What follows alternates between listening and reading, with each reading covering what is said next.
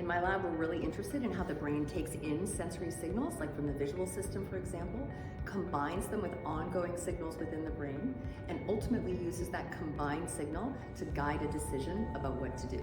I'm so honored to be receiving the Pradel Research Award, and I feel that it is I'm very personally gratified, and also feel that this speaks to the very hard work of the many students and postdocs who have come through my lab, and all of us have worked together jointly to make the discoveries that led to this award. I first got into science shortly after I completed my undergraduate training. I went to do work as a research technician in Steve Lisberger's lab at UCSF.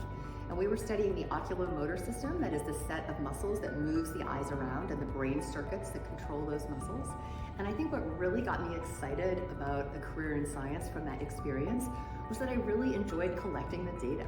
I loved making the measurements. I loved being able to analyze them later. I loved the incredibly high temporal precision of the measurements we were able to make.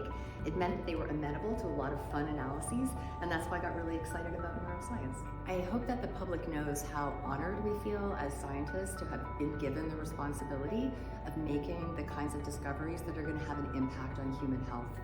Ultimately, the reason that we do neuroscience and the reason that I have a neuroscience research lab is that we want to make fundamental research discoveries that will later allow us to treat human health and improve human health, especially conditions related to psychiatry and diseases of the motor system.